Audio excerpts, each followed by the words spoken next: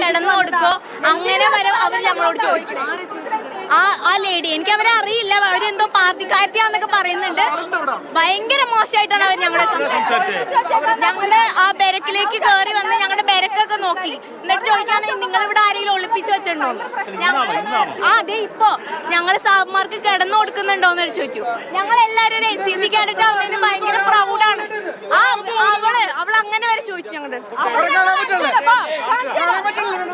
ഞങ്ങൾക്ക് ഇവിടുത്തെ higher officials അടിക്കുന്നു എന്നുള്ളത് വിദ്യാർത്ഥികൾ പറഞ്ഞിട്ടുണ്ട്. അപ്പോൾ ആ ഒരു അടിസ്ഥാനത്തിലാണ് നമ്മൾ കയറി വന്ന് സ്വാഭാവികമായിട്ടും ആ ഗേറ്റ് ലോക്ക് ചെയ്തിരിക്കുന്ന സാഹചര്യം. അപ്പോൾ ഇത്രയും സ്ഥലങ്ങൾ നമ്മൾ നോക്കി. അങ്ങനെ കയറി ചെന്നപ്പോഴത്തേക്ക് അത് ഞങ്ങൾ ഇടിച്ച് തുറന്നില്ല എന്ന് പറയാം. ഇടിച്ച് കയറി ചെന്നപ്പോഴത്തേക്ക് അവിടെ പെൺകുട്ടികളാണ് നിൽക്കുന്നത്. സ്വാഭാവികമായിട്ട് അത് ഞാൻ മാനിക്കണം, കാരണം ഞാനും ഒരു പെൺകുട്ടിയാണ്.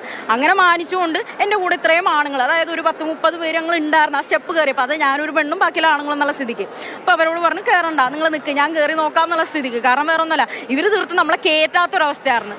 കയറ്റാൻ പറ്റില്ല, ഇത് NCCയുടെ ക്യാമ്പാണ്, ഇതിവിടെ ഇങ്ങനെയൊക്കെ നടക്കുള്ളൂ. അവരും തീർത്തും ഇങ്ങോട്ടും കൗണ്ടർ ചെയ്തിട്ടുണ്ട്. സോ അവിടെ ഞങ്ങൾ അങ്ങോട്ട് പറഞ്ഞത് വനിതാ കേഡറ്റുകൾ. അപ്പൊ നമ്മുടെ കൂടെ ഉണ്ടായ പാരന്റ്സ് പറഞ്ഞാൽ അവിടെ കയറി നോക്കണം. ഞാൻ എല്ലാവരെയും അഭിപ്രായം മാനിച്ചുകൊണ്ടാണ് അതിൻ്റെ അത് കയറിയത്. പക്ഷെ ഇതിപ്പോ വന്നു കഴിഞ്ഞപ്പോൾ വേറെ രീതിക്ക് ഇത് വ്യാഖ്യാനിച്ച്, അതായത് എന്നോട് വന്ന് ചോദിച്ചു ആരാണ്, പാരന്റ് ആണോ? ഞാൻ അല്ല, ഞാൻ ഹസ്ബൻഡ് ജില്ലാ സെക്രട്ടറിയേറ്റ് മെമ്പറാ. സ്വാഭാവികമായിട്ടും എൻ്റെ, അതായത് ഞങ്ങളുടെ എറണാകുളം ജില്ലക്ക് കീഴിൽ ഇത്രയും വലിയ വിദ്യാർത്ഥികൾ ഒരു പ്രശ്നം നേരിടുമ്പോൾ കൃത്യ വിദ്യാർത്ഥി സംഘടന എന്നുള്ള പെൺകുട്ടികളാണ്, ആയിക്കോട്ടെ. കാരണം ഞാൻ എന്താ പറഞ്ഞെന്നുള്ള ബോധ്യം എനിക്കുണ്ട്. ഞാനും ഒരു പെൺകുട്ടിയാണ്, ഇതേപോലെയുള്ള അനിയത്തിമാർ എനിക്കും ഉണ്ട്. തീർത്തും ഞാൻ തെറ്റായിട്ടുള്ള ഒരു സാധനം പറഞ്ഞിട്ടില്ല എന്നുള്ള പൂർണ്ണ ബോധ്യം എനിക്കുണ്ട്.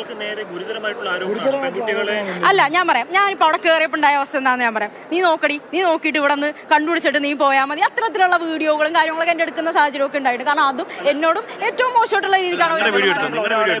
മുകളിലുണ്ടായിരുന്ന ഒന്നിലധികം പെൺകുട്ടികളാണ് MLA അടക്കമുള്ള ആളുകളുടെ രേഖാമൂലം പറഞ്ഞിരിക്കുന്നത്. താങ്കൾ മോശമായ രീതിയിൽ അവരോട് പറഞ്ഞു. അല്ല, ഞാൻ പറഞ്ഞല്ലോ, ഞാൻ മോശമായിട്ടുള്ള രീതിയിൽ ഇത് വ്യാഖ്യാനിച്ചിട്ടില്ല എന്നുള്ള പൂർണ്ണ ബോധ്യം എനിക്കുണ്ട്.